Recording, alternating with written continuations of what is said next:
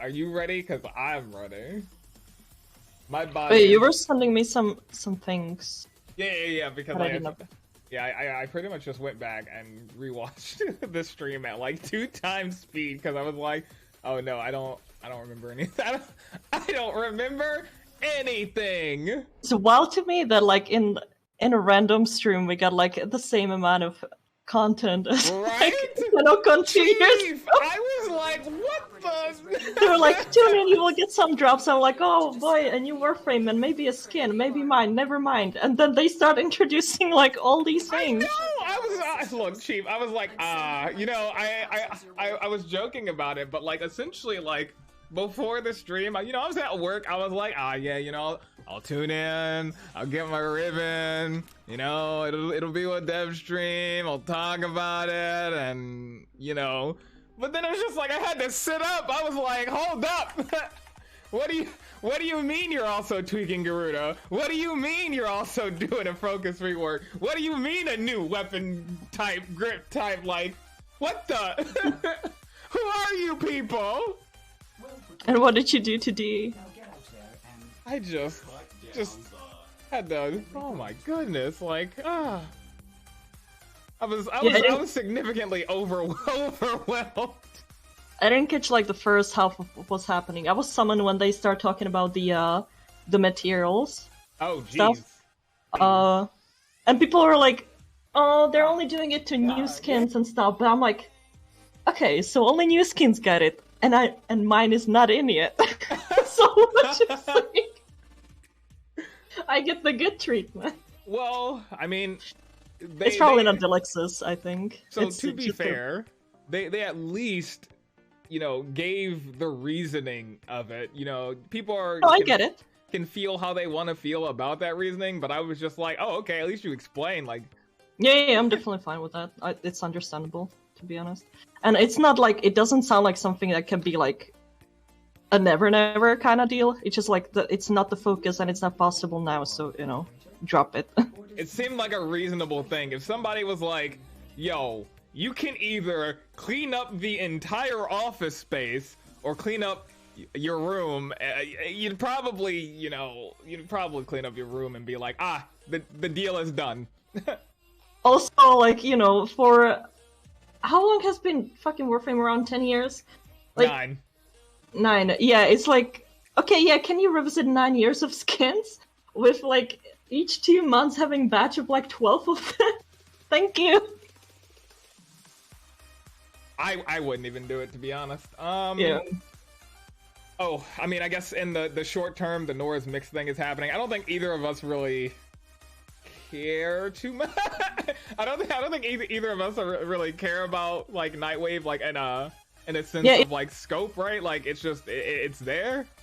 Yeah, it's nice that it's there. That it's like there's a texture to it, but it's not like your main. Yep, it's just like, okay, Nightwave. I'm gonna do the thing for the stuff. Whether or not they want to do lore, I don't really care. I don't think I'm invested that much. It's just honestly, about Nightwave, I kind of just like the like little one-liners that you get after like completing a challenge or something. Like I'm fine if Nora just had like a bunch of different funny lines or like broadcast lines on you like finishing the challenges, because you do it mostly for the rewards, right? Not for like story and stuff. Seth was saying maybe do the skins by frame, like each month or every other month have skins of one of the frames updated, something like that. Yeah, that's a good idea. Maybe not tied to frames, because like to primes, because you know a lot of them don't have that anymore. But it would be nice if always there was like a focus on a frame like all together, and either they got like updated with the new textures, or like got a prime or got a deluxe or got some like new augments, just something. It's always like maybe not month. That's way too short of a time, but like, you know, 3 months or something, it'll be like, oh, we focus on Naja or something. If so, they better start with Mag. Look here. Look, beggars can't be choosers. No, Banshee, what are you talking about, Mag? Look, beggars can't be choosers, and I'm a little shocked, if I'm being honest. Like, for just a mainline update, this was probably like the most content we've gotten in like a mainline update in forever.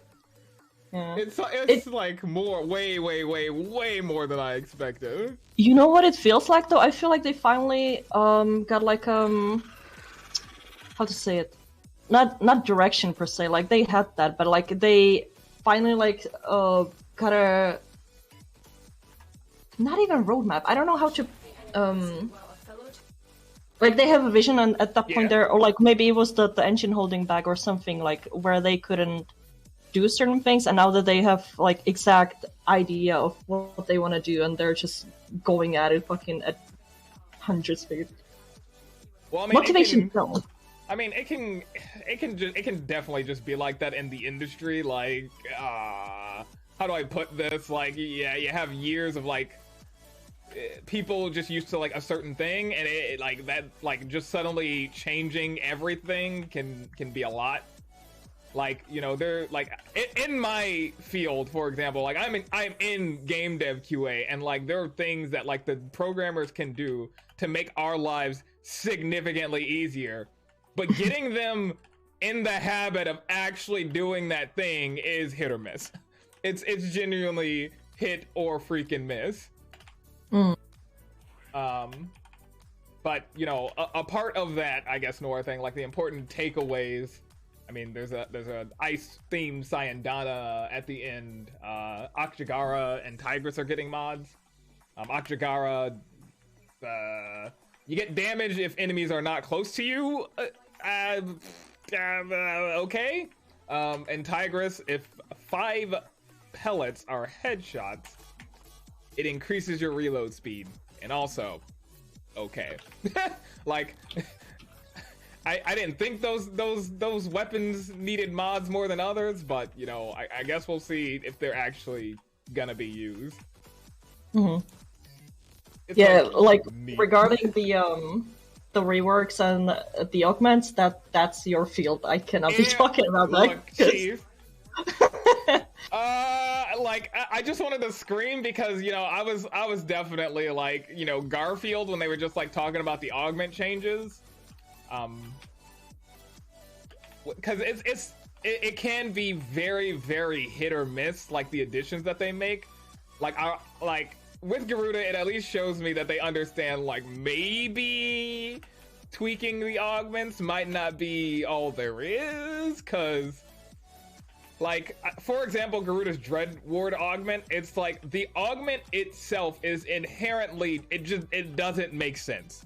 The augment itself, it just inherently does not make sense, because you're like, okay, in order for this augment to work, like Garuda needs to effectively kill enemies with her 1.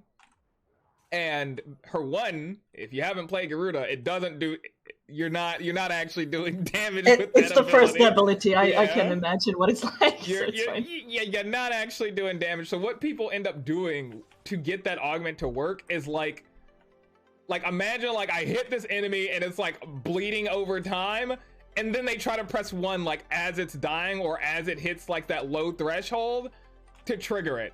It's like you're just constantly trying to like keep your phone from falling on the floor when you're using that augment. That's all it turns into, because it's just like, oh right there, I gotta make sure I get that enemy, and it, you know, if it dies before you get to it, or you jump to the wrong enemy and like steal path or something, right? Like you just don't get, you don't get the invulnerability, and if you have that augment, you're probably building around it so you don't have survivability.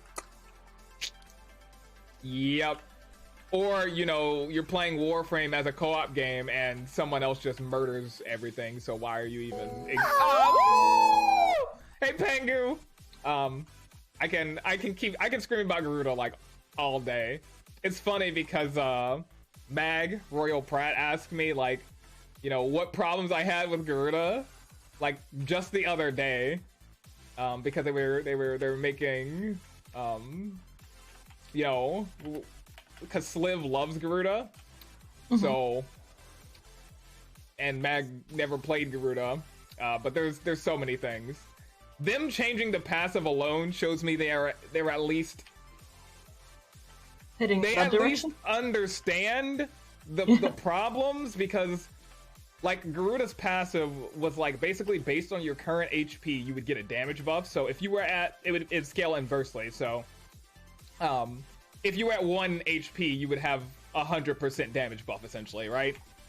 And in Warframe, that doesn't make sense because if you get, like, it's a part of a larger discussion, but build diversity sucks. The way quick thinking works actually only benefits already tanky frames, and, like, you can't stop your teammates from healing you.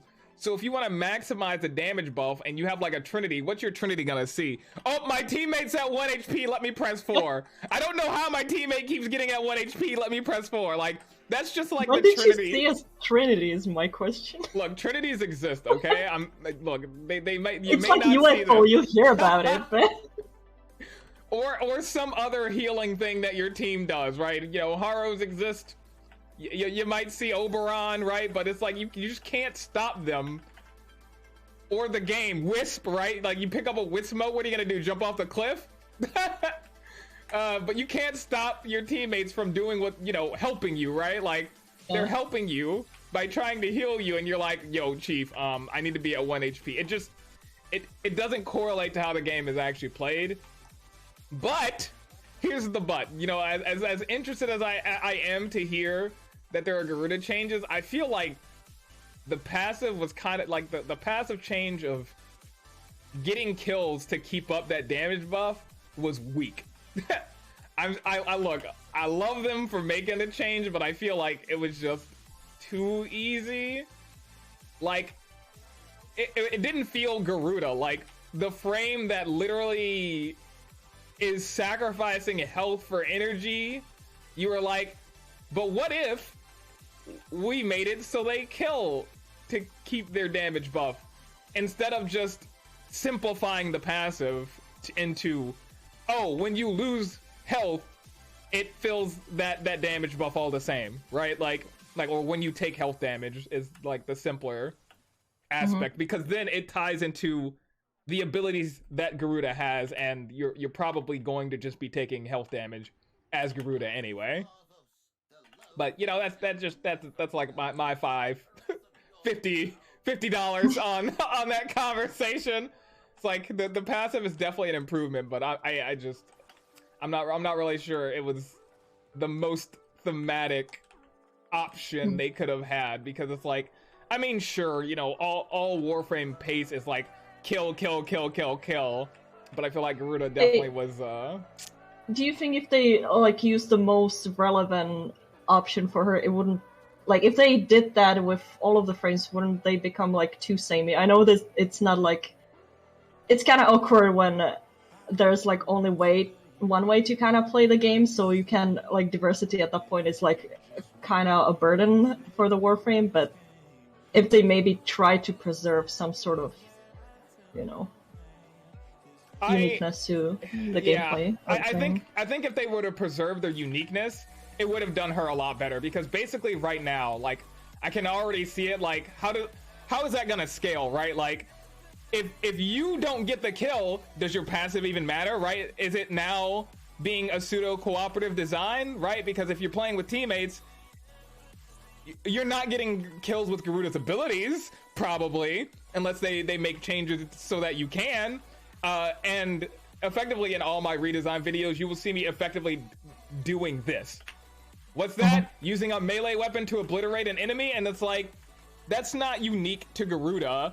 And if they would have made it so, you know, by taking health damage, it builds up that bar almost like a void strike thing. So it's like, it's not based on your current health, but you just losing health in a way, but then Garuda still has that agency, I'm pretty sure it's the correct term.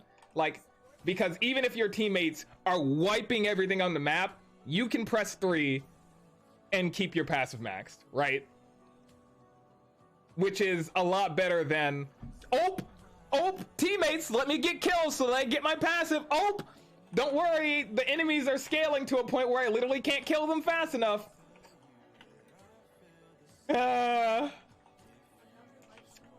Kill stealers, yeah, stupid teammates. Warframe's not a co-op game. Yeah, I wanted to say that's almost not a problem with Garuda, but the fucking co-op in Warframe again. It's like, it's destroying every potential in a Warframe. So yeah, I think they definitely, if they have the time, I would definitely rethink that passive at the very least. It's definitely an improvement, but it was kind of like a cop out. I think like you tried to please.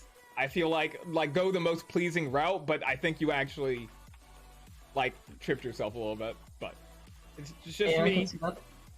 I have a question for you.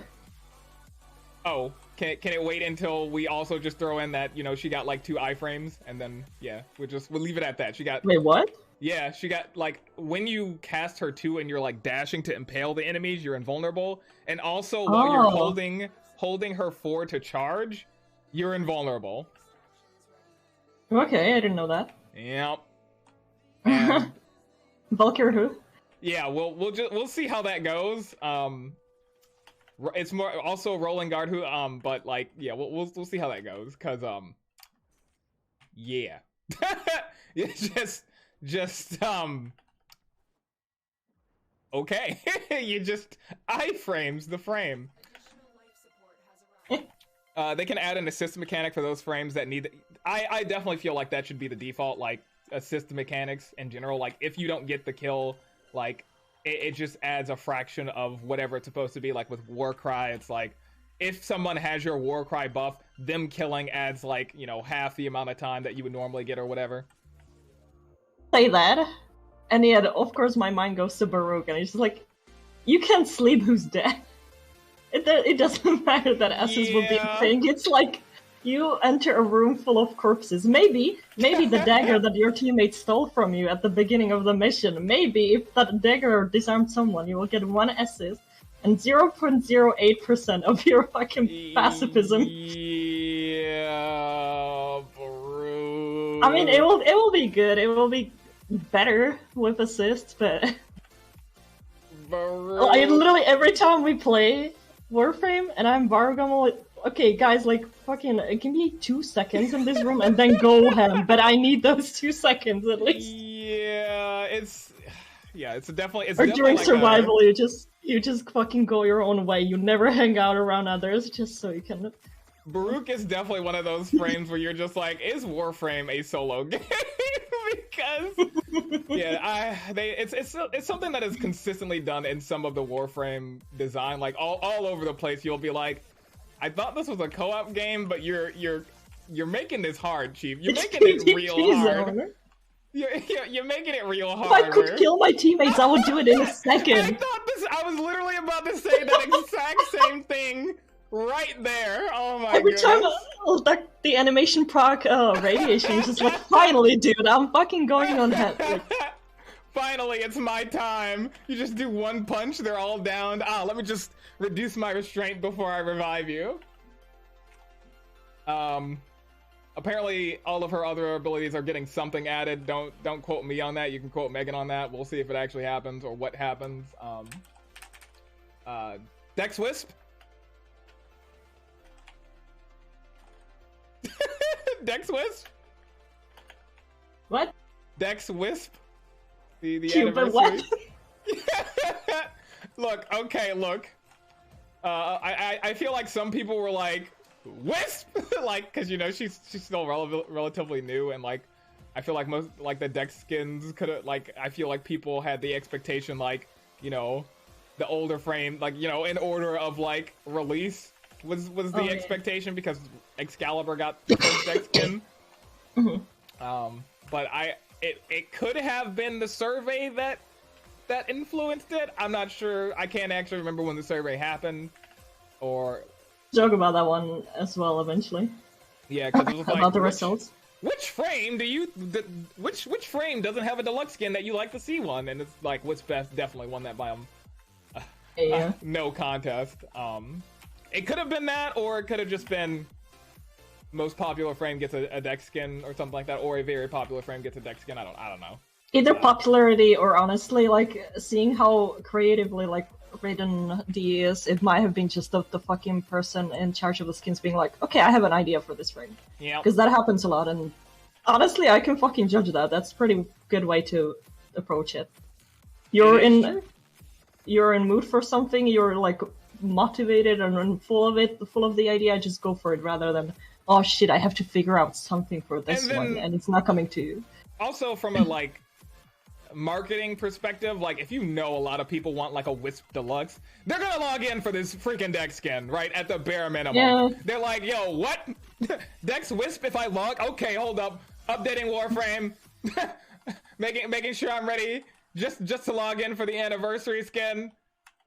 And then you never know, you know, you've already updated it, you've already got it installed, you might stick around and play the update a little bit, so. I reckon if they start doing this where like the skin is just slightly altered from the base, like with the Grendel. Although, does that count as a deluxe or just like a, you know, a special skin? Because it may just be like, you know, it might just be, it feels like Prime skin and that kind of stuff. It might be like an attempt at like a 2 birds 1 stone sort of thing, like you know, we can't quite get to a Wisp Deluxe, but it's like we know people want it, so it's like here's a nice middle ground where I really like that though, because a lot of the time like the default look is very good on a frame. There's just like a little something that it could use. So like with the Grendel, that was fantastic. The whole like mouth area on his stomach looks so good.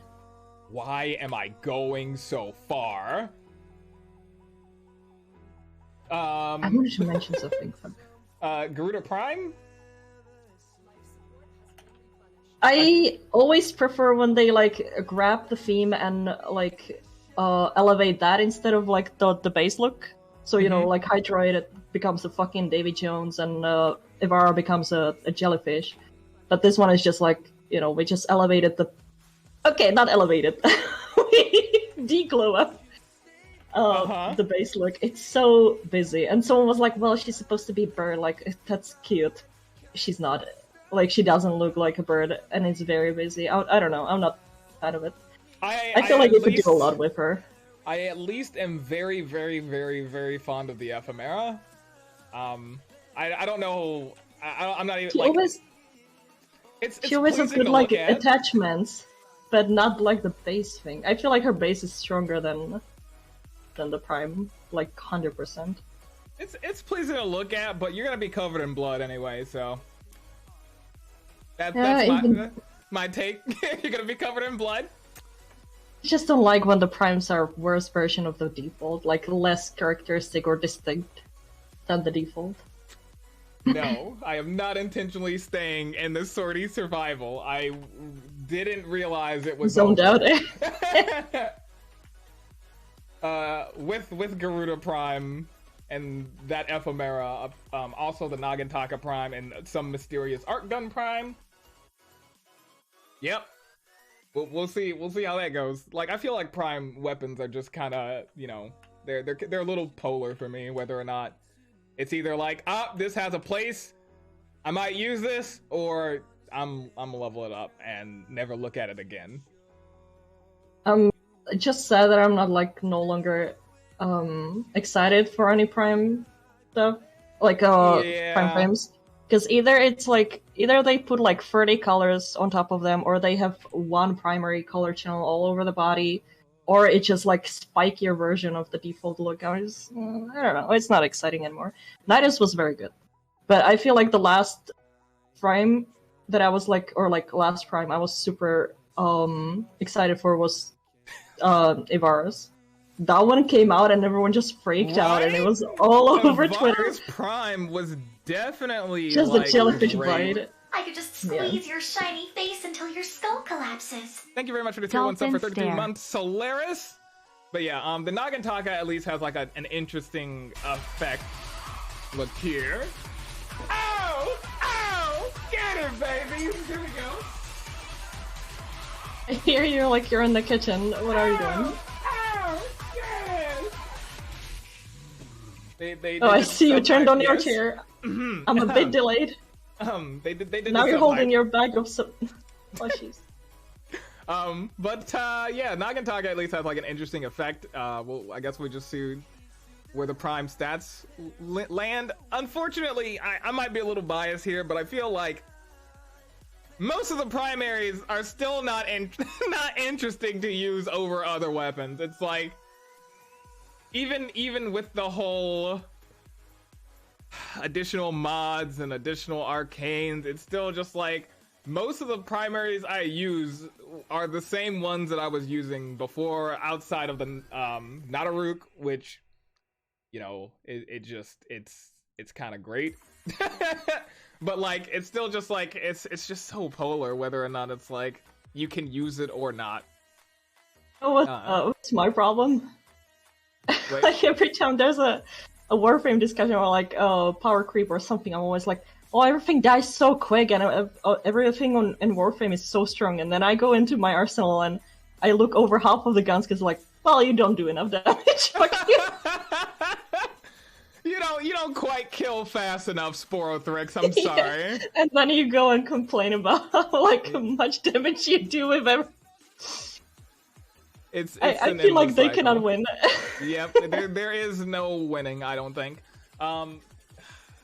We could like lean that into the later discussion of evolving weapons. There's a dagger, a pistol, a shotgun, a rifle, and a tonfa that they showed with approximately this could change, by the way, approximately 5 evolutions. At least it looked like it on the UI. Maybe that's just, you know, display and not actually how many evolved states they have.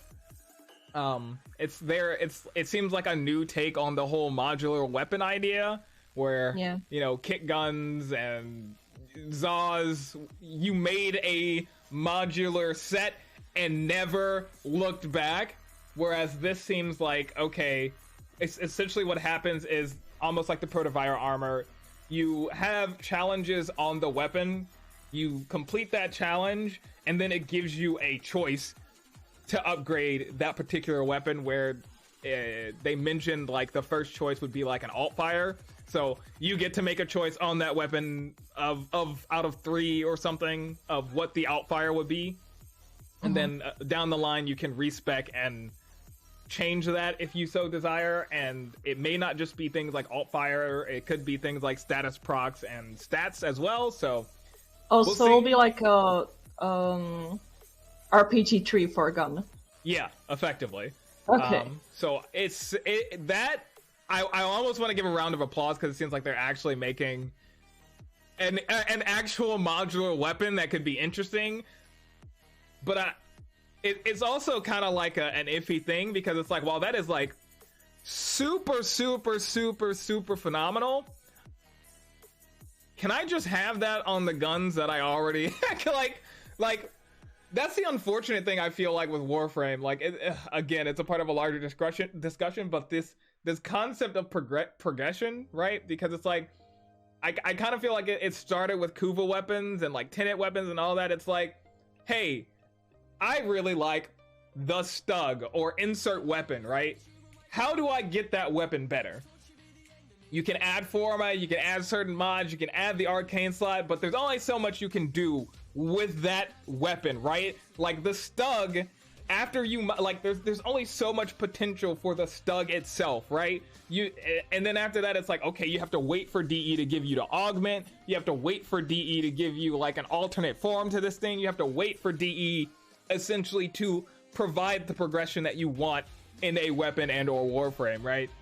And I'm just really hoping that it's not just that again, right? Where it's like, yes, Kuva weapons were that thing, and then it's like, well, now it's these evolution weapons that are that thing, and it's like, Chief, can I just take my Bratton, make a Kuva Bratton, like, you know, invest Kuva into that, get my Kuva Bratton, and then go and invest some Void shenanigans into that, and then evolve that, and that be the line of progression? Like, I don't know. Yeah, it'll be nice to just have a weapon of your choice to like augment, but then again, it will, you know, the problem is that they keep adding skins or frames or guns, and that's kind of like the content. Yeah. Which, you know, if you put a little thing that will augment your thing that you want to play with, that means they can release the gun in 3 other formats or versions in the future. True. And I kind of wish they stop on the guns. At that point, you can really come up with that many. For Melee, sure, I feel like you could do a lot of stuff for Melee, like play-wise and visually still, but for guns, it's I don't know. Yeah. Like, gun is a gun, bow's a bow, crossbow's a crossbow. Yep. Yeah, I definitely think like guns need more mods to separate them, because ultimately they're all the same. I kind of mentioned this in Gunfire, but like something like the Karak, no matter what you do, your damage is just never going to reach the Tsar, right? But the Karak shines in that it should be a DPS, right? Whereas the Tsar should be, you know, that AoE burst, right? There should be avenues to effectively do either playstyle, right? But unfortunately, the way Warframe currently is, the DPS and or pew pew doesn't matter, right? That single target nonsense, it doesn't get out of here with that, because the Tsar is what matters, and 99.9% of the gameplay, right? Evolution challenge form 100 times, please stop. No more. That was also really, really bad. Again, I would be willing to do it if I had the choice. Like, if I was choosing to Kuva a specific weapon or Tenet a specific weapon or whatever, forming it 5 times doesn't matter, because I like that weapon. I probably already have 5 formatted or whatever, right? Speaking of melee, Yes. speaking of melee, the two-handed scythe. Mm. New grip type. I see the technical aspects of it. Maybe with the stance, yes, but like I honestly don't care how much slash it does. I don't care what's the speed or whatever. I want it to feel good in my grabby gamer hands. I want it to feel the animations to be nice, for it to feel fluid. It looks good, but I'm not gonna base if I like it on the stats. Yeah, so I think everybody, when they heard two-handed scythe, was just praying. Casardis, I'm praying that it wasn't another two-handed Ninkana situation, because the two-handed Ninkana is like one of those grip types where you're like, this would be awesome, but they literally have 2 absolutely garbage stances. Like, it doesn't even matter the stats. They feel horrific to use. They feel absolutely horrible to use. But at least, you know, at a glance, like, those combos look like, I would go look at them. Like, they showed off combos for them. They look significantly better than the two-handed Ninkana. The only question I have is this bad boy, the technical heavy scythe that already exists in the game, the Kazus. Are we gonna get this? Are we eventually getting arc melee? Like, yeah, what are you doing with this? Because what's that? Oh, sorry. Go ahead. I was saying, because it seemed like they designed a completely different model for that two-handed scythe, and it's just like, bro, you literally already had a base for it? Question mark. But go ahead. It's just that I would say if the gun or like the weapon isn't like you know, top shelf in usage, like it's not effective for you to use. You can even really go like the aesthetic route, like the I like using it because I like daggers, or I like shield and sword and stuff, because the game is so fast that you can even like show it off or like enjoy it yourself. That's kind of the same with skin. So if it was like, okay, you can't slow it down, because that's Warframe. It's the big part of the lure for it. It's fast paced, it's snappy, it's like parkoury. But I'm just thinking of all the games, be it Battle Royales or Overwatches or something, where skins are also a big thing and stuff, and like part of it is like you like showing off with it. And in Warframe you have so much in the customizations, and there's so many gorgeous weapons. And some of the animations, when you go to capture, just like you realize how gorgeous the animations actually are. You don't see that, and no one sees that. So you can even live out that kind of fantasy, because all of you are just blur on the map. I don't know. I feel pretty I feel pretty great with melee at the very least. Like, if a melee feels good, you just kind of know. I mean, you can't really see it. in some cases, but I mean, because you just speed it up so much, right? So Yeah. like on top of everything, but you can slow down the game. So it's I don't know what the. It's a shame. It's like sometimes the it's just that aesthetic feel, value though, is right? Like Yeah, it's yeah, like the definitely. difference between like the actual difference between like the two-handed and kind of stances and like some of the tonfa stances, for example. Like you just feel that. Like you're just like maybe this is just like too much momentum. I can't really control where I'm going, sort of ordeal. Like my strikes don't really feel as fluid. Like even at that like hyper speed, you feel that. I think at least. Oh yeah, I did mention it, but there is a new Prime Art gun with Garuda. We still don't know what, or if they're just gonna pull like something out of nowhere. I mean, I guess the Phaedra could fit in that aesthetic. I mean, it's is it slash based? No, but I mean, the Prime could be. There's nothing stopping them from doing that. It seems like it fits in that aesthetic, but they could also pull, Banshee and other Warframes where they just whip a new Prime out of nowhere. Before Hildren, right? For Art Gun. Yeah, I was a little like question mark at Prime Art Gun with Garuda, like not you use Art Guns a lot though, right? When you can summon it yourself or with your Necromech and stuff. Wait, can you use it with Necromech? I only played it during. Yeah. Oh, You can use it with okay. Necromech. It was just weird, like with Garuda though. It was just like, what? like of all the frames, Garuda? What? It's just that it's scheduled, so they release it all. Makes sense though. I probably like around the rotation they were just like, yo, we haven't had a Prime Art Gun in like ever.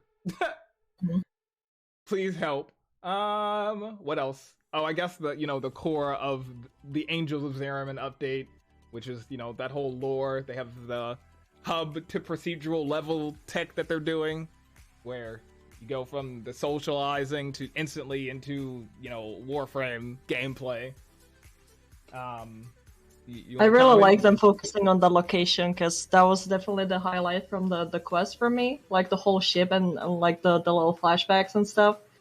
So like having missions within that kind of area will already like feel good. From the mode that they show there with the Parker, that actually felt pretty fun from the look of it. Like it makes you keep moving.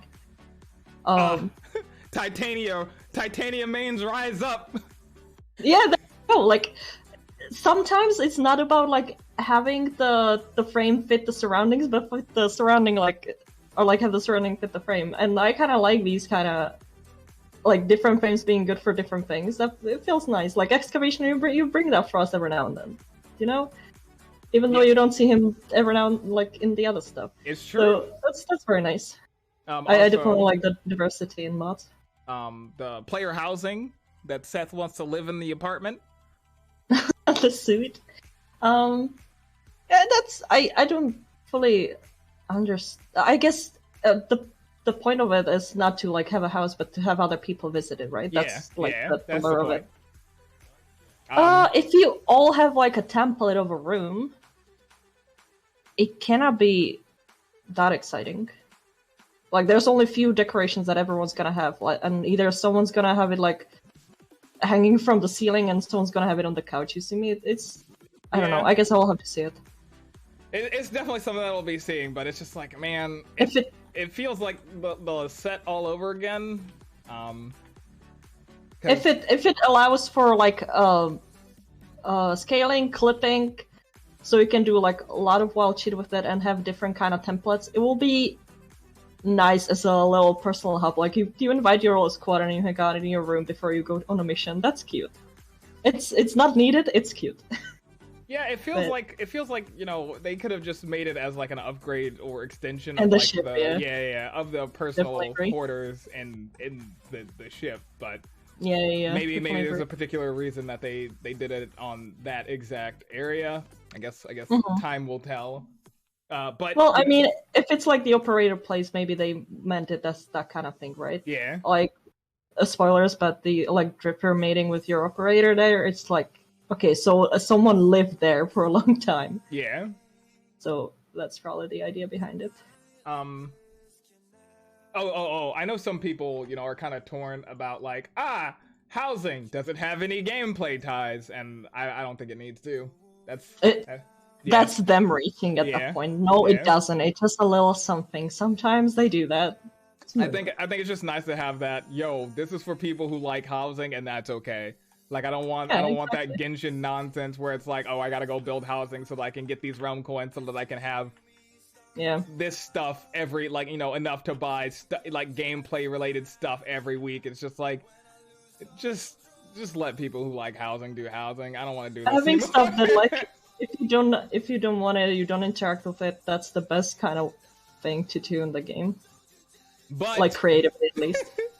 but we, you know that update, all that lore, all that stuff comes with, you know, a new open world and a new syndicate as a part of that. So that's fine. It's again, there's only so much you can do with Warframe. Like you can do the requests, or you can do more open worlds with new resources for a new gun, with new syndicate to spend time on. It's the loop of it. It doesn't excite you. It doesn't offend you. We're here for the syndicate grind. They also mentioned like a part of those 3 new mission types, which were Void Flood, which is the parkour one they showed, where, you know, you have to go collect the juice, close the gates, and then occasionally, like after 3 gates or something like that, the Void Angel beast thing would come slap you up, and you have to use like a combination of your warframe and your operator to like delete them. Void Armageddon and Void Cascade were all like the names were shown, but we have no idea what those actually are. They also mentioned like the teacher Cephalon having like optional mission objectives as a part of that we don't really know what those are or what they will give to the mission, but those do and will exist in, or I guess will is more accurate, exist in the Angels of Zeraman. Called the man in the wall at 3 a.m. in the Zeraman. Gone wrong. Just wait until they add a robbing mechanic. What? Stealing people from other people's living quarters? For RP purposes? Yeah. Mm-hmm. Some super rare sortie drop, like you can put on a table that you get the little thing that like fully mods your mod. And you just put it on the table and so grabs it. What is it called? It's like an orb. It's like an orb? Are you talking about the aura? Hold up. No. In sortie you can get a reward. It's a thing, some core. Like fully mods your mod. The legendary core. Oh, okay. Yeah, right? Well, you thought it was a better name? No, it's just the legendary core. I'm sorry. Yeah. Just put it there next to your cereal. The hair texture, we could have just threw that in. Looks great. Yeah, right? Looks fantastic. All of the dogs are so pretty. Werewolf frame. They're ready. A furry frame, furry metal. That'll be wild. Oh, did we mention operators also get that void shell treatment? That void shell skin line treatment, where they also will have a skin where you can change materials. Fine, I guess. And then I'm more excited about the dog hair being on my operator. Dog hair, dog hair being on your operator. Yes, please give us pelt. Not necessarily from, you know, a Kubro. You can make up another creature. It's fine. Then we have, hold up, it's Geyer, the electric grace frame. We didn't get to see okay, so anything here's other my than... question for you. How much did your heart break when we got a dancer frame? Maybe we could be like, hey, what if they get a deluxe and they're a man and a bug? How about that? And what if they get it like a week after release? So, we have a concept right here. My heart didn't really break because it sounded like they were just doing elegant, not necessarily dancer. It looked like a ballerina. Yeah, it did, but I guess we'll see what they do. I still have hope for Bug Boy, so it's okay. It's okay. I still have hope for Bug Boy. At least the core of, you know, Bug Boy gameplay will be strong. So what can I say? Yeah. There's always many themes that, you know, still fit that set, so, you know, there's still hope. Yeah, I could always change the answer for something else. Yeah, there's hope. I'm not giving up. Oh, also the Eximus rework, where I guess the short of it is that there's a lot more telegraphing, and you can see and know what's happening and what they do, and that they exist in the cluster of enemies. So all around good stuff. I didn't know that Eximus were a problem. I thought the only problem were fucking like leeches that you cannot Yeah, see. it literally was. The only real problem with Eximus is that energy leeches just existed, and you were just like, literally you would be like in a room with no enemies, and your energy would just stop dropping, and you'd just be like, well, I guess there's an energy leech Eximus somewhere. It's pretty funny, but only like once. Yeah. It's a lot better that, you know, they added the telegraphing. It's just nothing really to it. It's like you'll know that they exist. They all have, like, you know, their effects. They'll be dead. So, you know, does it ultimately matter? Yes, it's gonna feel better from a player perspective, but Quality of life. They're dead. They're dead. So there's nothing to worry about. They're gonna be dead. They're either dead or you don't see him because he's in like 3 rooms away. He might be like engulfed in flames, but you still don't see him in the elevator below. Okay, you ready? You ready for I'm ready. the highlight, my personal highlight? Wait. Let me figure out what you're talking about, because I need to recap what I've seen yesterday. Crossplay host things that you can. Oh yeah, the Void Dash. No, wait, what could be your highlight? The Void Dash was pretty good. Oh, the focus! I'm a fucking idiot. Yes. I forgot that he yes, I know. Okay, the focus rework. I got there. Because I don't care about it, so I kind of like, you know, pushed it to the side. If I understood it correctly, it's supposed to be applying to your operator and not your frame or something, so you're supposed to be like a tag team? Or does it apply to your frame, like the stuff that they have? The stuff that they have can also apply to your frame, but give me. I need one. Yes! Finally! Oh man, like they were talking about that when my boss was sitting like right next to me, and I was just like sweating because I was just like, I need to scream. I was just like, I need to scream about it because. At long last. I really like when Pablo went into like the pools and that kind of stuff. Like when he, because like every time when you don't have the inside from their like side, it's like why are they doing this? Why is this here? This is so annoying. And then Pablo like talks about why they did and what was the intention. Like, oh, okay, I see. Really it still doesn't work, but yeah, I really like that they were like transparent about that kind of stuff, like their intentions and stuff. Because it often doesn't work how we want it to, but like as long as they acknowledge that and change that, that's wonderful. It took some time, but it happened. We only got a glance at Unaru, but I guess we'll start at the top. So effectively, what they're changing is there's no more pools, which I don't even remember how much focus went into pools, but that means like, you know, you're gonna have a lot of focus left over.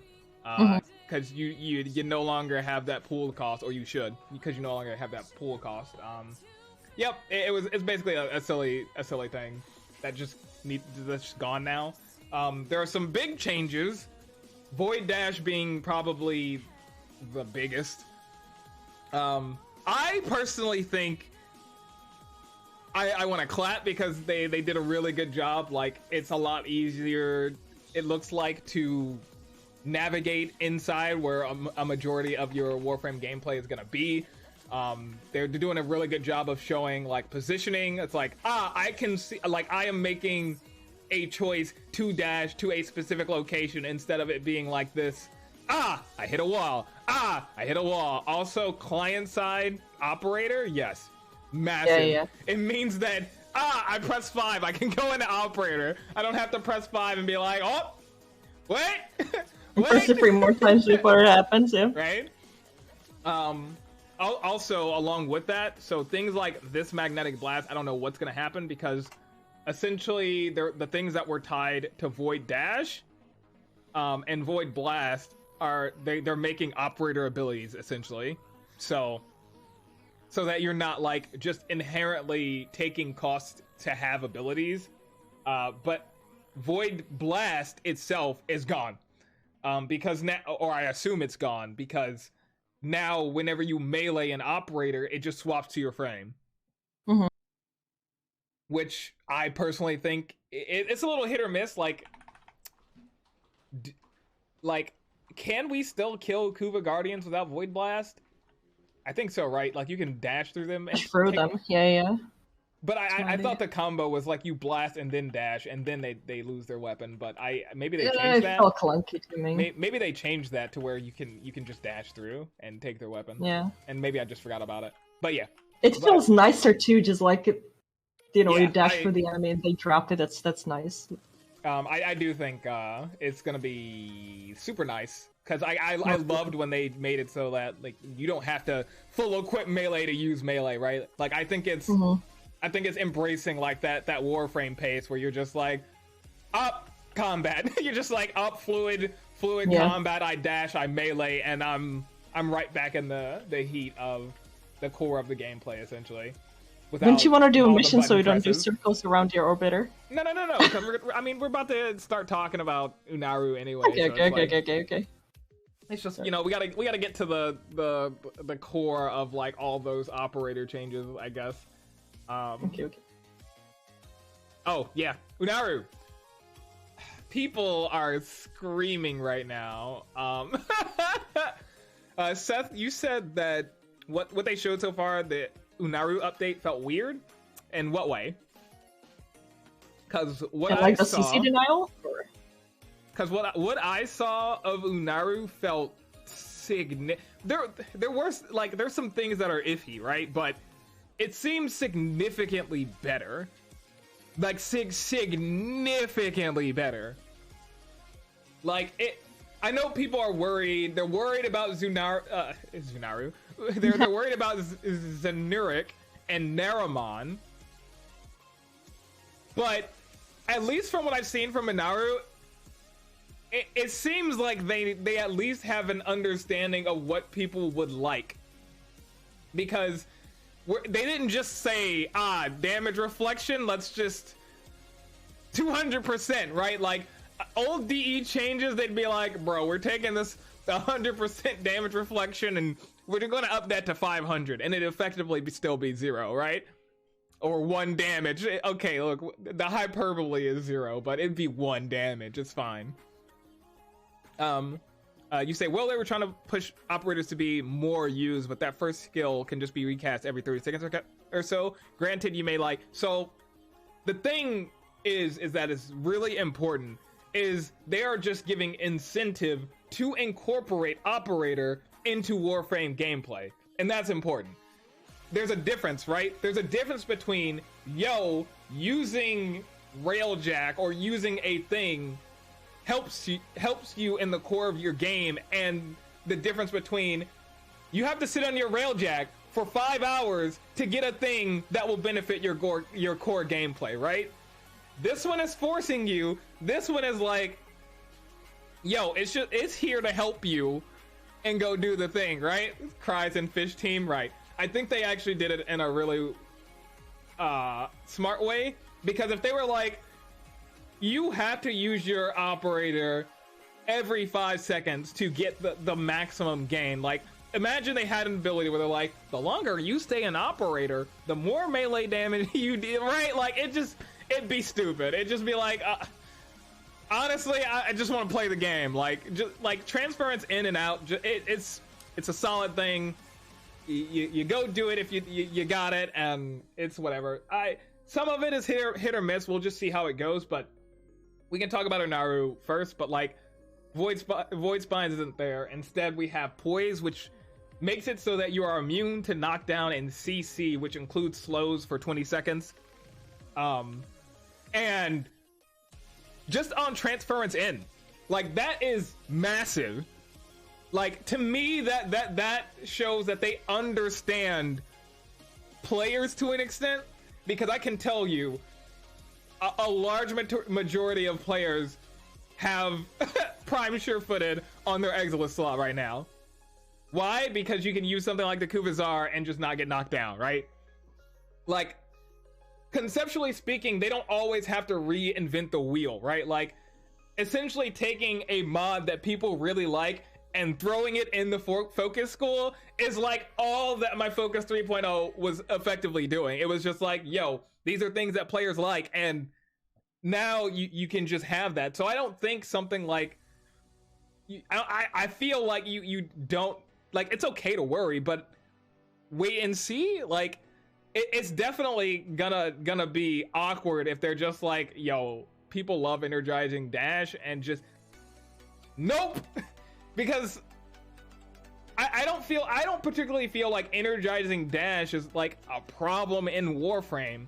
You have so many, you don't have so many, but you have options of energy regen, right? Like, even if I'm using Zenuric and energizing dash, this alone isn't cutting it. Like, it's a nice, just like, I pop out of my operator, do it, and I'm getting energy, but I'm also still using energize, like arcane energize, on a frame where I need energy. And even then, I have energy pads. And even then, if I really just wanted to make sure I didn't run out of energy, maybe I'd play co-op and just have a pocket trinity, if I'm being honest.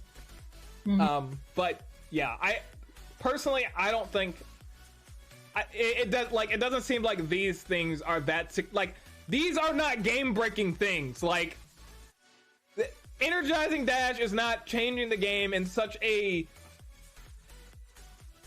way that it's just like, oh no, we gotta get rid of that. The thing that I would argue, though, is like, I mean, we didn't see the rest of the tree. We only saw so much of it.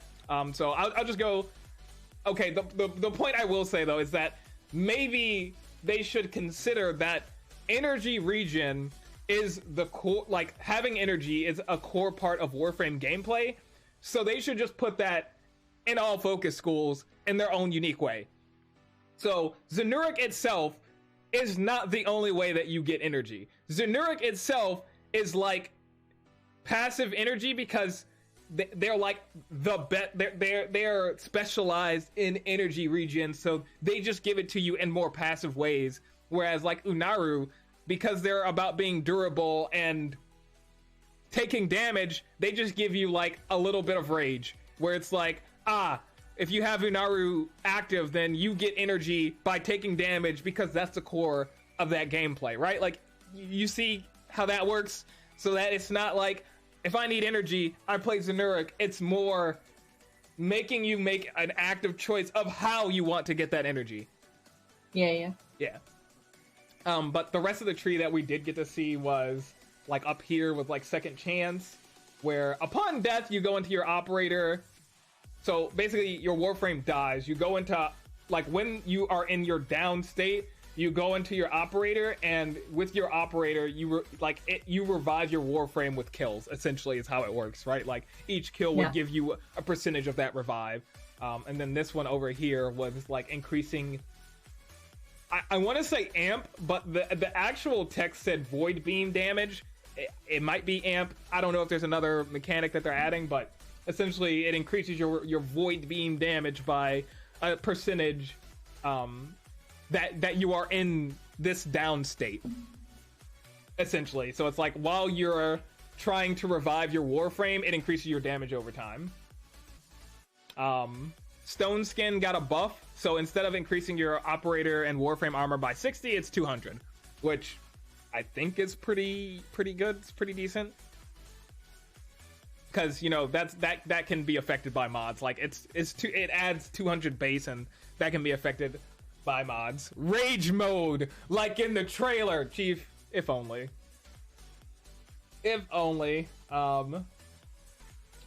Down here was like invulnerable return. So basically what happened is, what they decided to do mechanically is, while you have Unaru active, when you're an operator and your operator gets smacked like it's going to, and you're in that little like I'm floating and returning to my warframe state. Instead, what you can do is tap. It's two parts. So the first thing is, while you're in that little floaty falling back state, you can press X and yeet your warframe to where your operator is instead of going back to wherever your warframe is, which it's a nice touch. But the other thing is that the process of your operator dying makes your warframe invulnerable. So it's like, oh, operator died, you yeet your warframe's invulnerable for some period. I don't know, it didn't say. But for example, Seth, you were like, yo, I just like playing in my operator. Well, it's not saying you have to play in your operator to make your warframe invulnerable, but if your operator happens to die through some method, well, guess what? Your warframe is invulnerable. So it's almost like passively encouraging you to play an operator. It's not making you, but there's benefit to doing it now. It definitely feels like a tag team now, and it like they are building it with a story with like the warframe and the operator being so intertwined. It definitely feels now more even in the gameplay, just outside of the quest. Like you're literally just these two like two-man army kind of deal. It's nice. It's super nice. Yeah. The other one, a part of that, is probably the most questionable one that I saw. In that the last one over here was static flush, and it removed transference static on kill while your invulnerable return is active. So while your warframe is invulnerable, while you're killing stuff, it removes transference static, which most people don't even know what it does. But it first off, it removes the shields from your warframe. Second off, it reduces your warframe's HP by 10%. Yep. So, you know, it essentially just removes that debuff if you get kills while you're invulnerable, and it's just like, eh. that was probably the most one that I saw. And last, or I guess something that they didn't mention in that dev stream, but that was there on the dev workshop preview, is they also are including an excess focus shop. And yeah, I should have mentioned that transference static does stack. I don't know how many stacks it can have, but for most people it generally wasn't a problem. But at least the option is there. It was probably just you know, it's just like one of those things where it's like, but because of the almost, I want to say like natural incentive to play an operator more with all of the like invulnerability and stuff, like I guess it makes sense because now you're encouraged to play your operator more, so you're probably more likely to see those stacks. So it's not the worst thing ever, that's for sure. It was just definitely one of those things where it's just like, we'll see, but it's like, you know, it's definitely not anywhere near as like the others. I feel like maybe if it had just like a little bit something else to it, you'd be like, ah, yes. Oh, it used to be an issue in Eidolon hunts when you'd play too reckless. Man, Chief, I thought like all Eidolon players were just like, bro, rolling guard, Haro, Wisp, I can never die. After a while. But I think that's effectively everything outside of like the rest of the stuff that they put on the workshop preview. That should have been like everything from that dev stream. Did we miss anything? Oh, give us more Umbra style warframes. That is also a part of that progression discussion.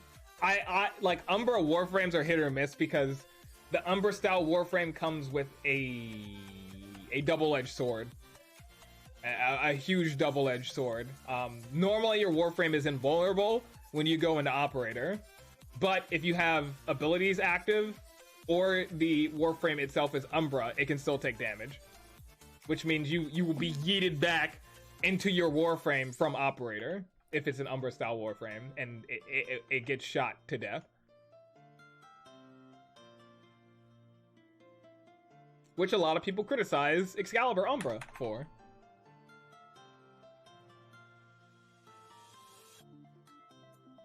But I think that was a whole Devstream. Let's hope they do these augments justice, because it can be so close. Does anyone have guesses? What augments they think? At least give us Umbra cell scans for our primes. I mean, yeah, just put a little scarf on everyone, I guess. Just put a little scarf. But don't make Umbra frames. Just keep Umbra be the one like Excalibur Prime thing and leave it. I will say that I feel like Warframes could use progression. I'm not sure Umbra is that. But yeah. something that's not Prime, something that just makes it feel better to use a Warframe. Like, they need that. They need that like internal oomph where a player's like, yo, I really like this Warframe and I want to make it better. That's not Forma, because Forma only does so much. Yeah, it's a shame that, or not even a shame. It's just like a very different kind of gameplay. But if your weapons only could do so much, and Warframe was like some sort of limited in their ability use or something, and they were like, you know, the extremely like powerful, like game-changing kind of deal where you can use them only every now and then. First off, it will take longer to kill shit with your weapons if they somehow manage to do that, and then using your Warframe would feel like fucking using ultimate in a PvP game or something, you know, when you do that big thing. But because you have 4 abilities that you just keep using over and over again, it's core of the gameplay. It has to work like that. It just, you know, it'll be something else. But at that point, it's just like the Warframe is used as much as your weapons, so nothing feels... It doesn't have that, like, moment. Unless you're Seth and you play an operator all day.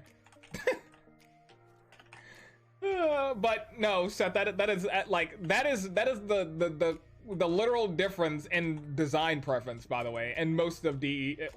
Not most, but a good portion of like Warframe designs, you'll see that they have negative feedback, where instead of, for example, just making the thing inactive, no, it punishes you for not playing, not doing the right play. I just imagine if it was kind of like limited. Oh, sorry. If it was limited with use and stuff, and you like, let's take Banshee.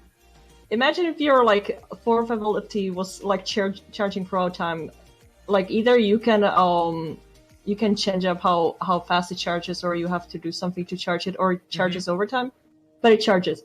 And then you finally get it and you can do like a massive fucking like AoE damage or something, so it fits with the animation, fits with the feel and everything. And it's not like, okay, I'm in a mission, I can use it, it's piss. Yeah. It would just feel so nice for just like shooting your way through the enemies. If they were like big level or something, where it's like you don't kill them on the moment you see them, and then you're like solo survival, let's say, and you're actually struggling. Okay, these are all of like like potential scenarios that you've probably done. Of an encounter. No, it's a solo survival. I'm listening. I'm solo survival.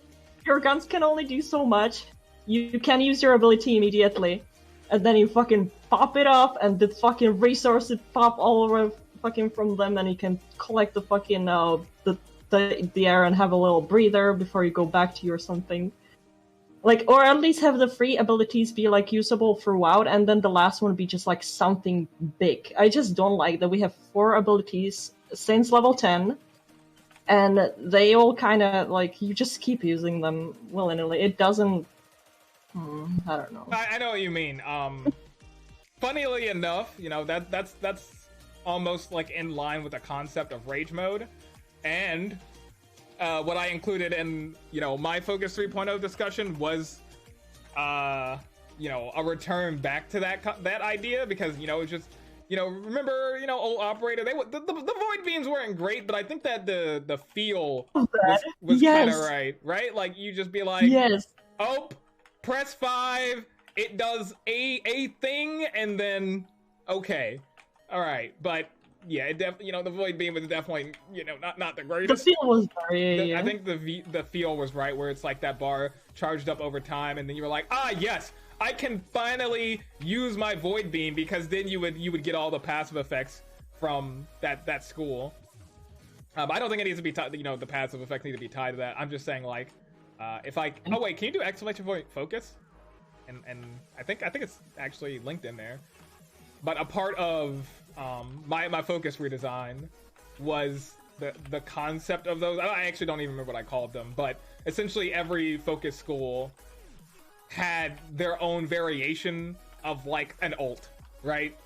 And essentially it would go like, instead of pressing 5, you would hold 5 or some other mechanic in order to engage that ult. So yeah, you still have like this super bar that you can use every now and then.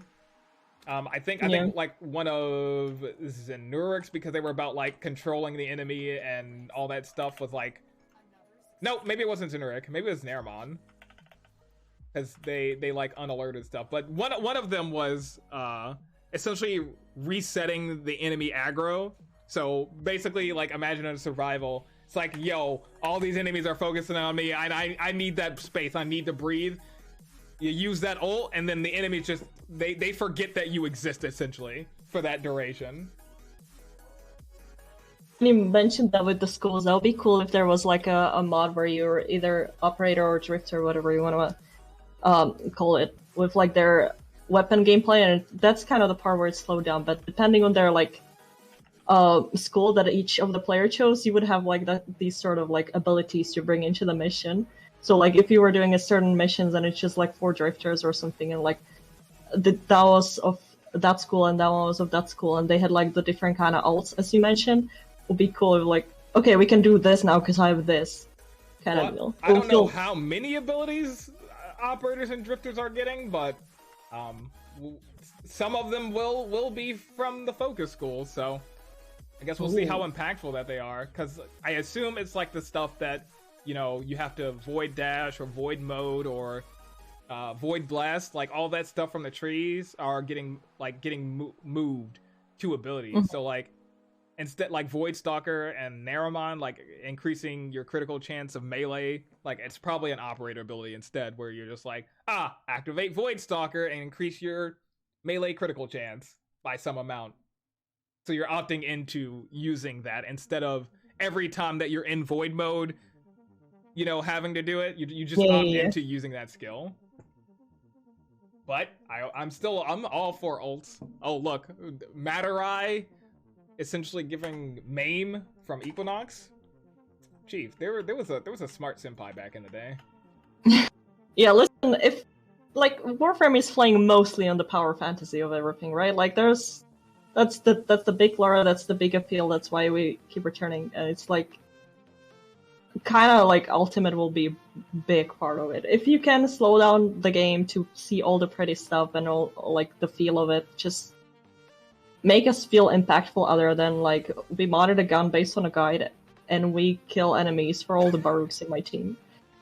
Have something where like you know that the Warframe that's in the party with you did something like major. Yeah. Who modded a gun based on a guide? I'm sorry, but when I'm done with all my redesign videos, this is the next part, talking about that. The unfortunate fact is that like there is almost like a cookie cutter template to like building in Warframe, as weird as it is. Half of the stuff in this game doesn't matter. But it would be fine if like, if people want to do the 200%, that's fine. But as long as there's a majority of things that does it to 100% at least, does 100% of the job, that would be a good place to. Like you can have some diversity in your build as long as it does the job. It's guaranteed to do the job. You don't have to do it the best, the fastest, and the like, fuck, I lost the word. Whatever, you get me. But just have it at least work. That's kind of, I guess, with the Warframes as well. With like, okay, so you like Nyx. you really want to make her work, you kind of can in certain situations. You kind of can. She cannot do the job 100%. She can do it like 50%. That is the problem. Not have all the frames do it 100%, and then it's fine that Mesa does it 200%. It doesn't matter. But have Nyx do it on 100%. Yeah, I kind of feel like they missed an opportunity with Warframe, like the helmet configurations. I will desperately scream about this for the longest time, because they hurt my feelings. Like they added the invigorations like out of nowhere, and they were like, yeah, you know, the effect. Okay, so like, you know, the most played frames have like a lower chance to show up, but they were just like, you know, this will give you a chance to play some of those frames that, you know, like most people don't ever really get the chance to play. And it's just like, well, if you want to do that, you can definitely just give me the option to do this on a frame, and it'll make my life significantly easier, right? Like if I could just be like, yo, I want to play Nyx.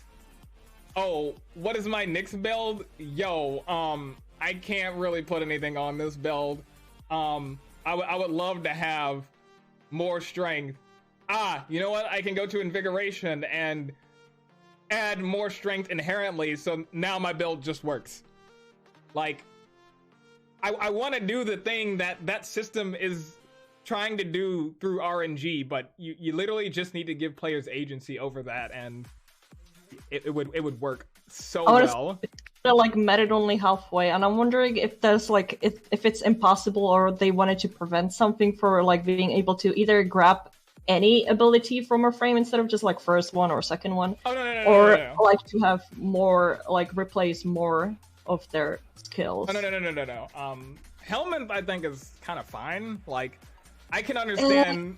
It's kind of fine. Like the ability system itself, it's like it gives you some options at like variety. But if we were talking like letting that system loose, because like helmet itself is already a problem. Like it's a huge problem. Why? Because instead of wondering, like when you're creating content, for example, like let's say we were gonna do a survival, right? As a developer, like making that survival or making a challenge for a player, right? Like in what's a game that you have played that is like that's co-op and like Overwatch. Let's just say Overwatch. Like they're designing a level, right? Instead of wondering, oh, what happens when there's 4 tracers on the map, or a tracer, a Winston, a Hanzo, right? Like, how do these players interact on this map? It's wondering what, like, you know, there's no way a developer is gonna know in Warframe what the players are capable of doing, because now you have not only the combination of Warframes, you have the combination of Warframes with helmet abilities, right? So it's like, they can bring Nyx and Rhino Roar, they can bring Banshee and Breach Surge, right? Like, it suddenly gets, like, significantly harder to design content around what your players are capable of. Like, and you but imagine... that's kind of the... No, sir. Oh, I was about to say, but if you imagine that, like, this is only with the frames giving one ability, you imagine that design problem, and you can choose effectively more or any of, like, a frame's ability. It would go so... But here's the thing. So awful. So I've even said, like, they wanted to prevent people from just buffing the best frames even more. Here's the thing. They may do it. Sure. The thing is, they already are fucking destroying everything on the map. Who cares if they have, like, Roar and some other, like, damage boosting ability? They will do it even better. Good for them. It's Power Fantasy, it's PvE. Either give people the playground to just go ham with the options and do whatever the fuck they want to do, or don't give it to them, because this halfway is just like you already ruined it, or like you baited for like a fun combination time, but it's so limiting that you can only do so much, and people either do the same things, or it already like prevented you from balancing stuff proper. So either give them that is true though. Like there is definitely some issues with the current helmet system, because it's not true experimentation either. Like there's only so much you can do with so many frames.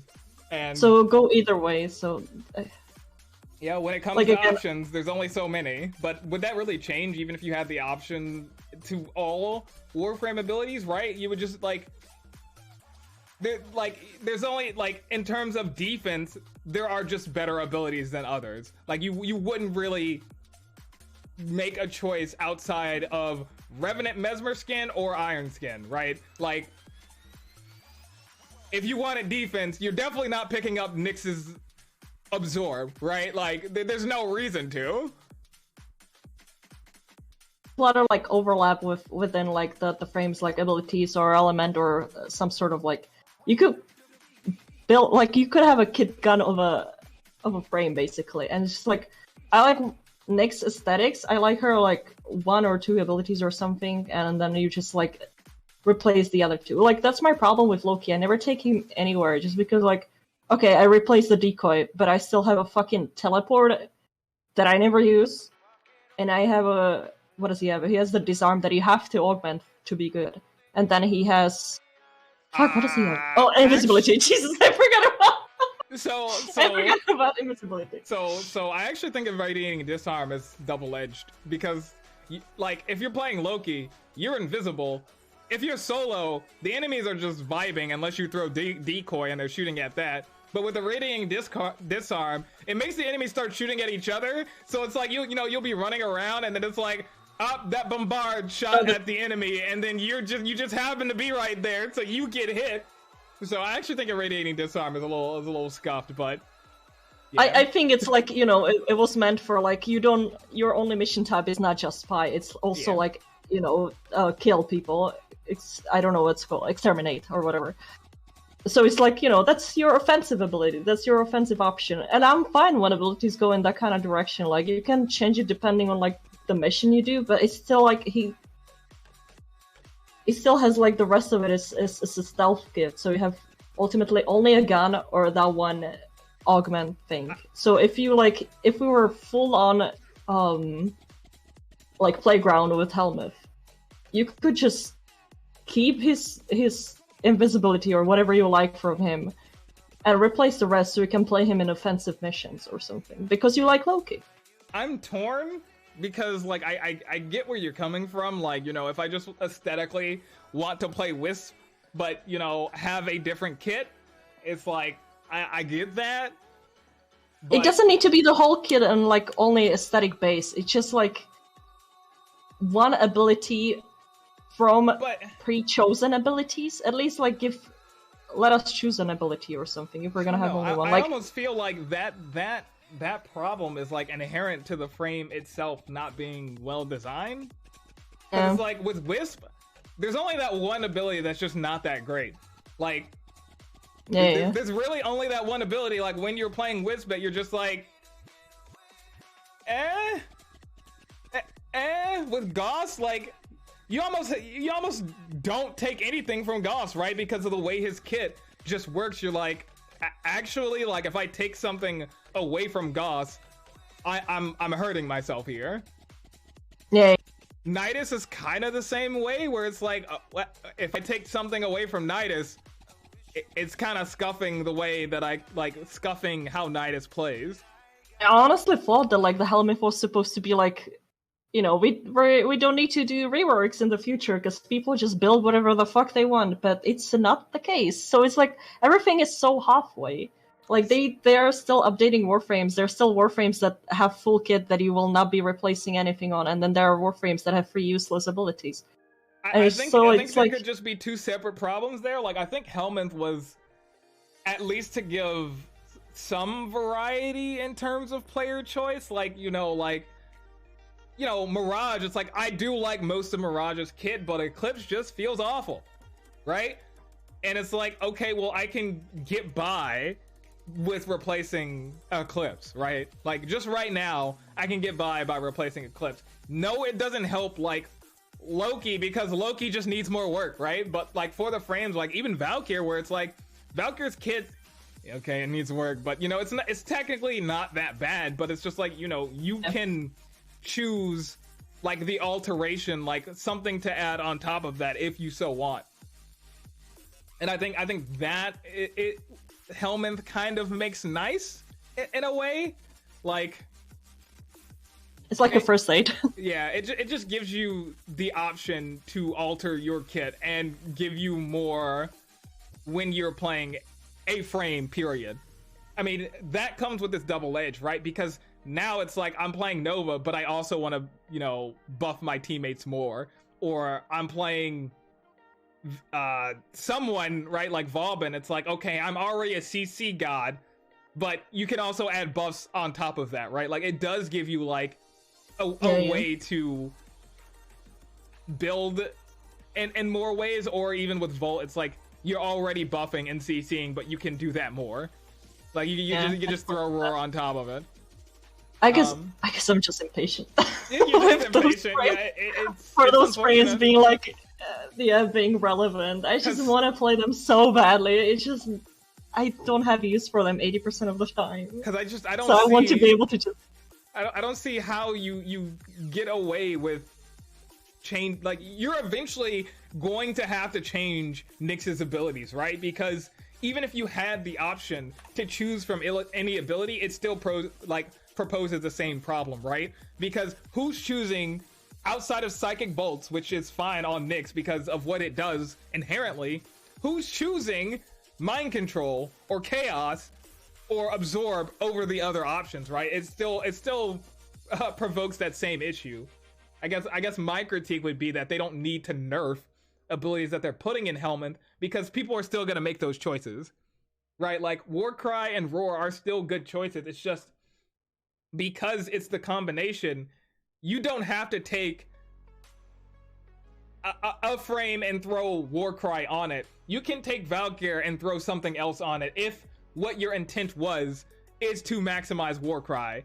If your intent was to maximize Roar, then you take Rhino because Roar is the strongest on Rhino and throw something else on him if you want to, right? It doesn't stop players from choosing Roar if they want Roar. It's just like, well, I mean, I guess if I really cared about Roar being at its max value, then I just don't play the frame that I wanted to play. Mentioning these two abilities, they are barely used on anyone. I know they are like the gamer abilities, but it's just like, there's no animation. There's like, number is bigger, but my number is already big, so it's like, you know, I don't go to frame. At that point, I just go for some sort of utility. I think Breach Surge might be. But you see, like, everyone, it's just like, oh, I'm gonna put Roar on everyone. It's like, I'm happy for you, dude. The number was big already. I don't know what you're doing. Like, the enemy died already. It dies more. Yeah. I mean, that's a part of power fantasy, right? Like, people want that progression. They want that. How can, like, when you think about it, it's like, if Warframe is like a power fantasy and you're like, my goal at this exact moment is to make my Nyx better, and it's like, how do I do that, right? How do I do that? And it's like, you're probably weapon based, right? So it's like, if you don't have any other teammates, it's like, okay, well, I'm armor stripping. I have some form of survivability. I have some form of CC. What do I need? I need a buff. So you end up probably taking Warcry or Roar or Breach Surge because those are the only things that can really buff you, right?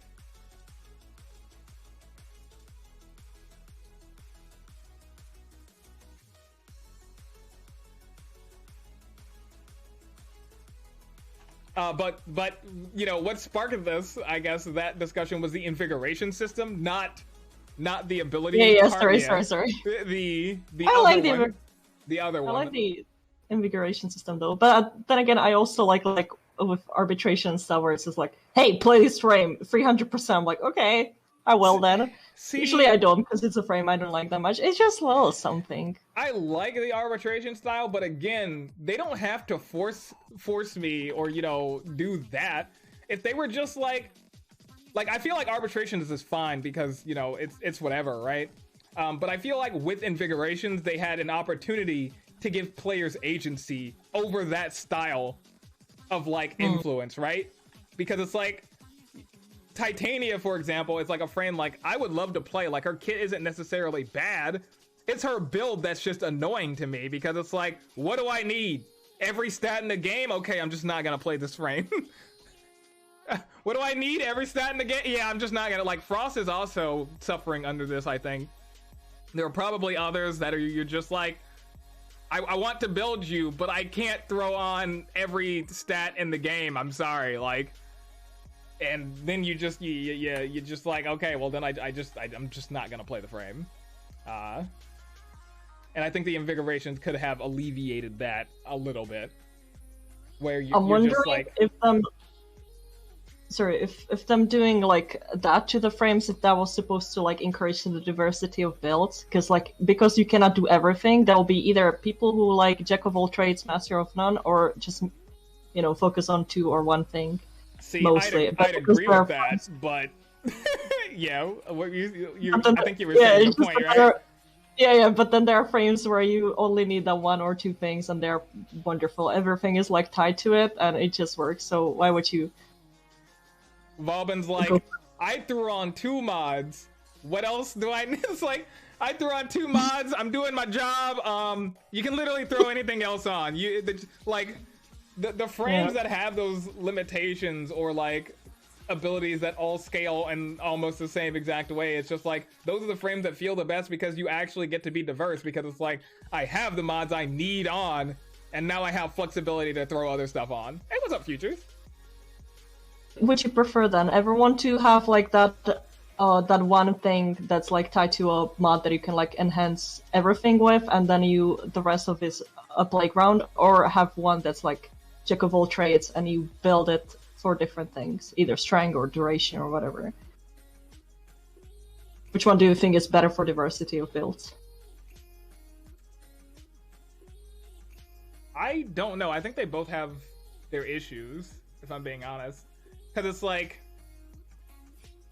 they're like Valben, there isn't really much else you can, like, you're probably gonna have range and some strength if you need to also armor strip, but then that's it, right? Like, you're what else are you doing with Valben other than range and some strength for armor strip, right? They're like, there's not much other options. Whereas like with Nova, you can have a version of Nova where it's like, I have some strength and I'm slowing, or I have no strength and I'm speeding, right? Like, that's a different kind of diversity, right? Like, whereas Valben, like, the diversity in Valben is that I would say it's probably more like less stress, because now it's just like you have options to throw other stuff on there and it doesn't really matter what. So it's like, it's up to you what you put on there outside of the core of what makes that frame work.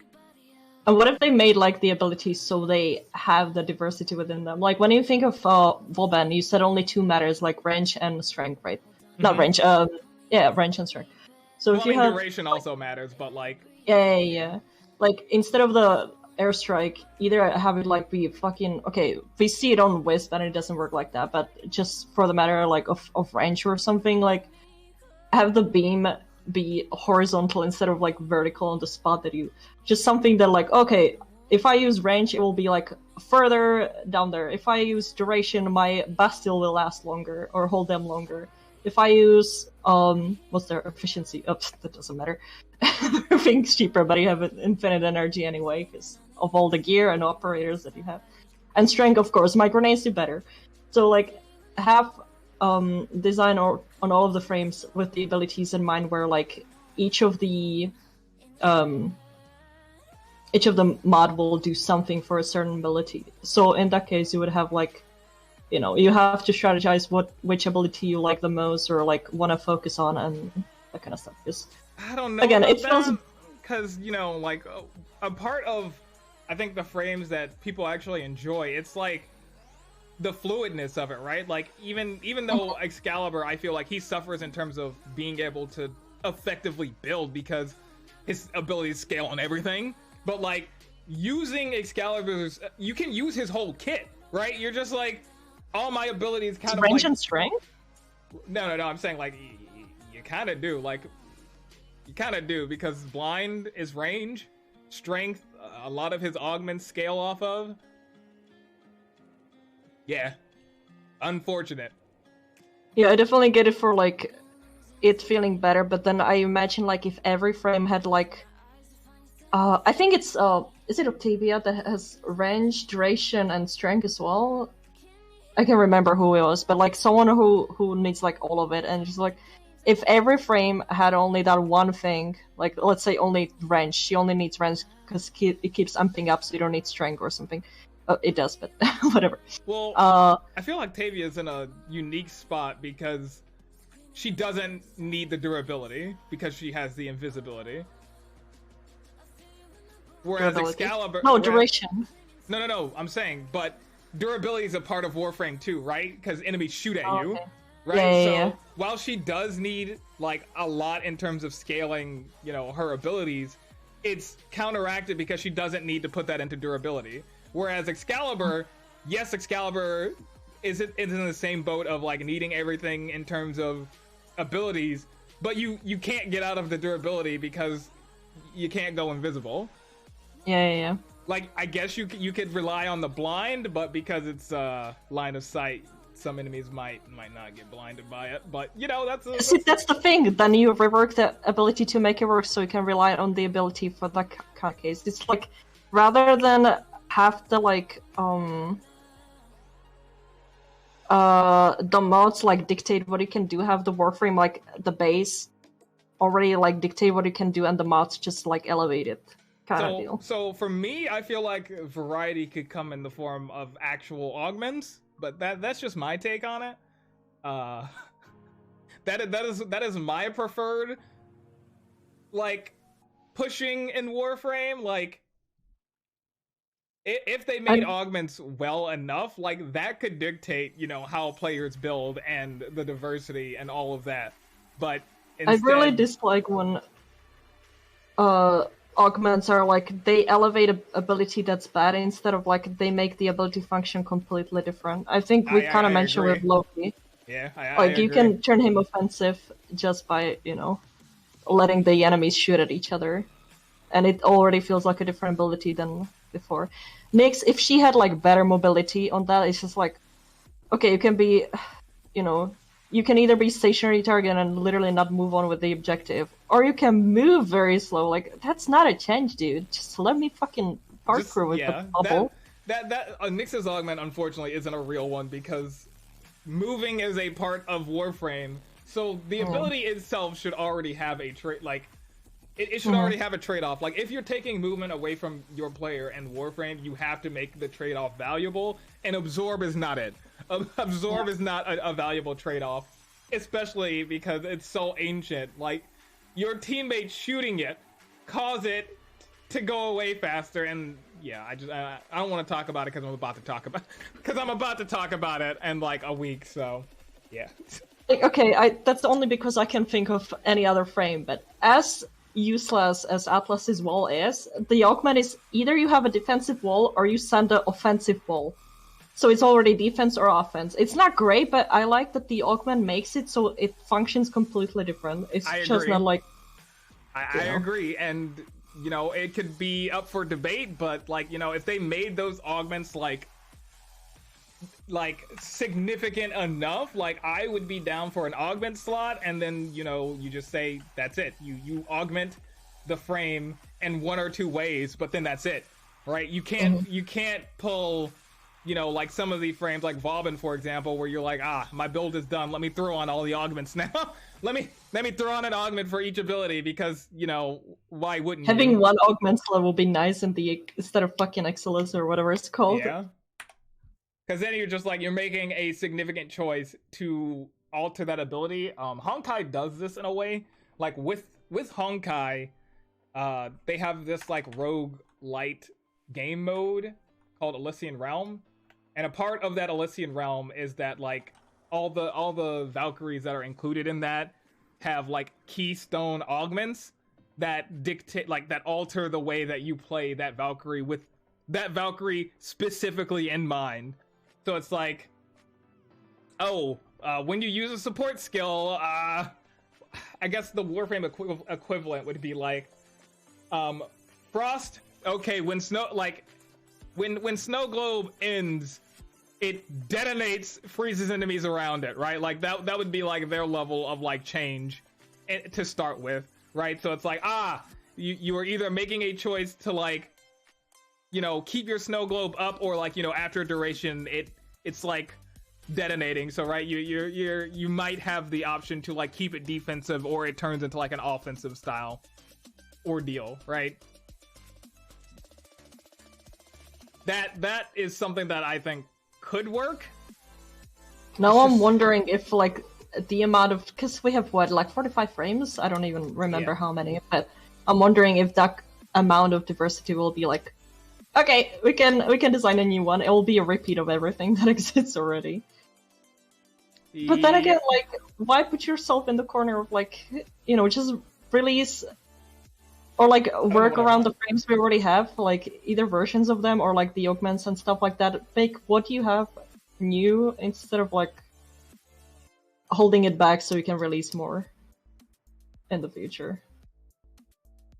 I don't know. I'm generally like not much like a pro new legends, new heroes, new warframes, that kind of stuff. Because I feel like it's either gonna be repeat or it's gonna make the other, like it's gonna accumulate so many things that the others will be bad.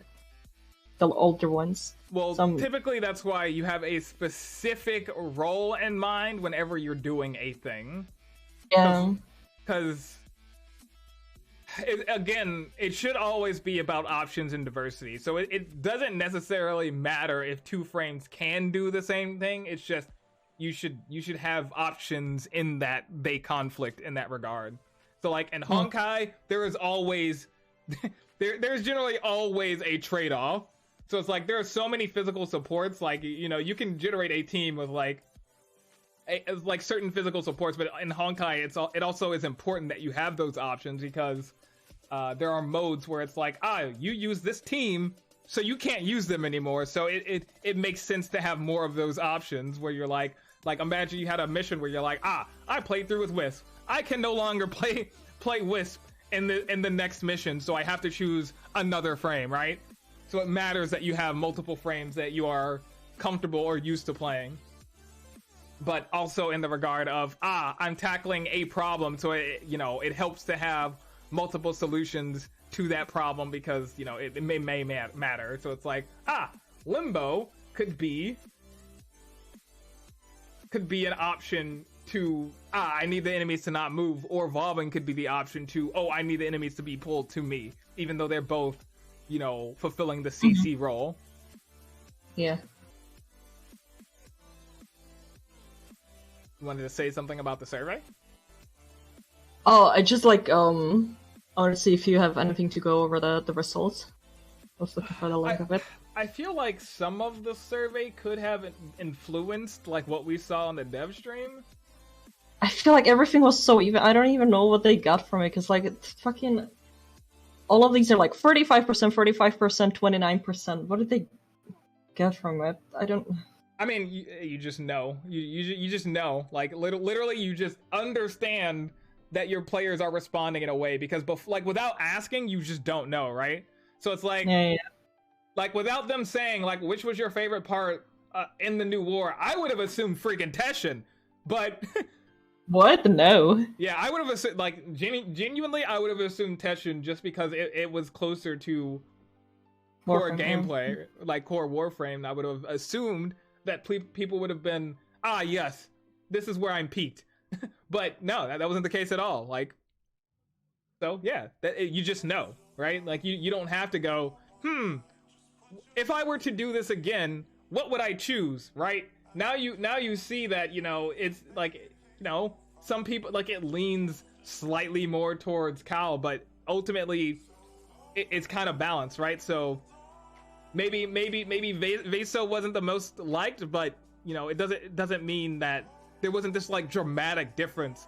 It's the dramatic differences as a designer that you're worried about, right?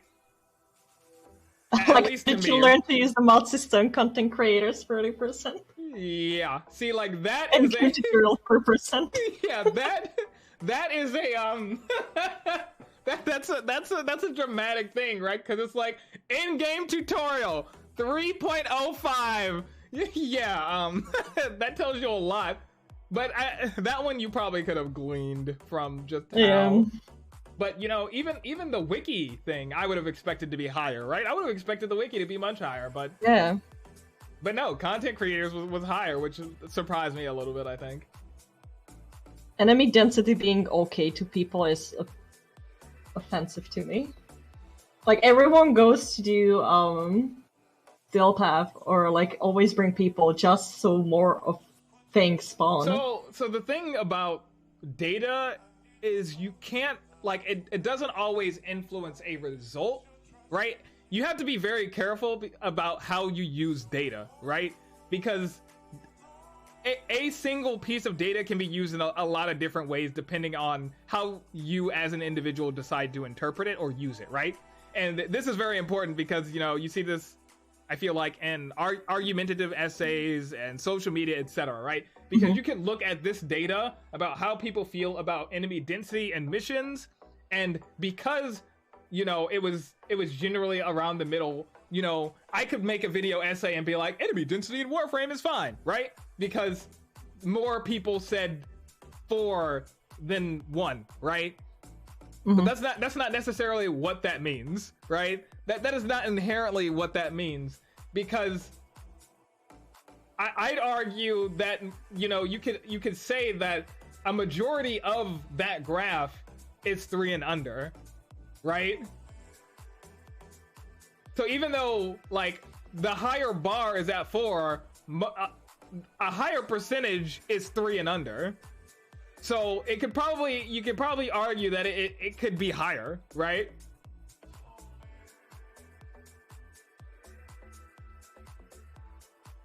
Data's a tricky part. Data is very, very tricky. Like, unless why would you make 6 points, by the way? Why would you not make 5 points so there's a clear middle? you have lower free and higher free. I'm not DE. I don't know, but if you were to ask, like, the actual polar question of, do you want to see more enemies in mission, you would actually, you know, have something to go off of. Because the no slide, no neutral, slide yes, and big yes, but this is like 1 to 6. What does it mean?